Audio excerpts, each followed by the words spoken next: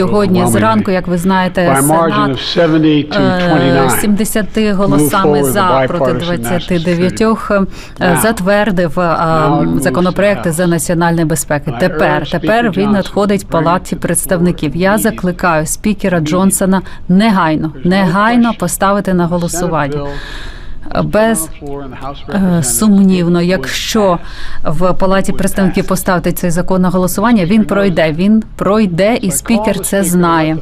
Тому я закликаю спікеру дозволити всім конгресменам висловитися, проголосувати, щоб голосна меншість не заблокувала цей крок. Це критично важлива річ.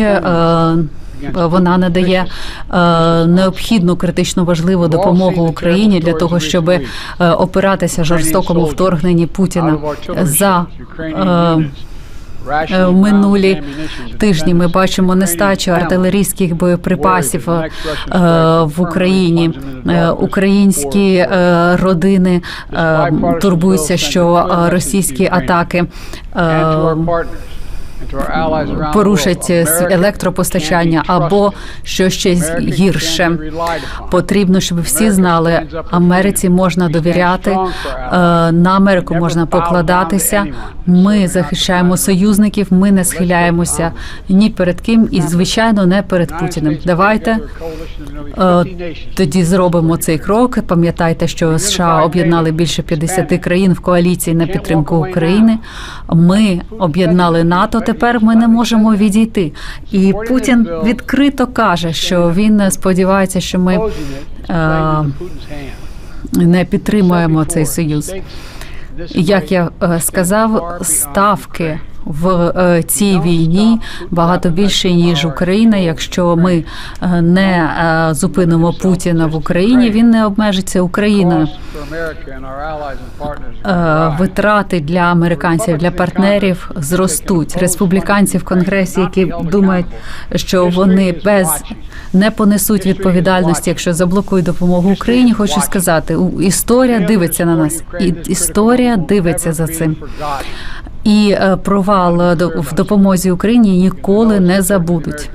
Хочу чітко сказати, цей законопроект надсилає зброю Україні, але витрати грошей проводяться в Америці, в Аризоні, в Алабамі, де джавеліни робляться, в Пенсильванії, в Огайо, де артилерійські снаряди виробляються. Ми надаємо зі своїх запасів Україні боєприпаси, а потім поповнюємо ці запаси тими товарами, які виробляють американські виробники, американські працівники. Це дозволяє нам зміцнити власну оборонну здатність, військову промисловість. Ми підтримуємо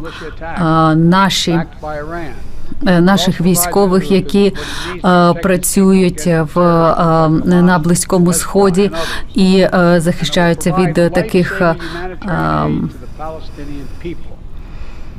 від атак бойовиків. Також ми надамо життєво важливу допомогу палестинцям, яким потрібна їжа та вода. Також це допомога союзникам в Азії, тому що ми не можемо зневажати викликами, які є в Індотихоокеанському регіоні. Ми велика нація, велика країна, і весь світ дивиться на нас. Ставки дуже високі для американської безпеки, і зараз вони підвищилися ще більше, тому що колишній президент говорить небезпечні, безвідповідальні речі.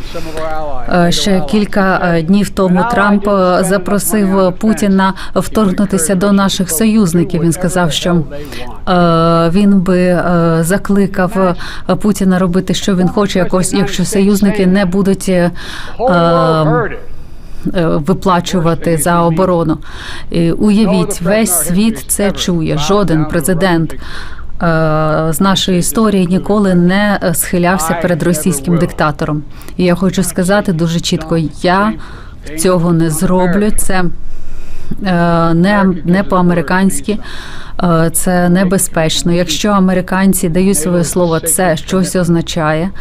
І НАТО є священним обов'язком, а Трамп думає, що це тягар. Коли він дивиться на НАТО, він не бачить союз, який захищає Америку та США. Він не розуміє, що США захищають цінності свободи, національної цілісності. Він не розуміє, що зобов'язання, які ми даємо, вони працюють на нашу користь також. Я хочу нагадати всім тим, хто відмовляється від НАТО. Стаття 5 використовувалася лише одного разу за всю історію НАТО для того, щоб підтримати Америку після нападу на нас 11 вересня. Це не потрібно забувати. І велика надія тих, хто хоче поганого Америці, це розвалити її альянси. І я знаю те, що я від цього не відмовлюся, і я не думаю, що хтось із інших президентів це відмовиться. Якщо Путін атакує союзників США, я буду робити все для того, щоб виконати наш обов'язок перед НАТО. Зараз ключовий момент історії і рішення, які ми приймаємо зараз, визначать наше майбутнє на десятиліття наперед.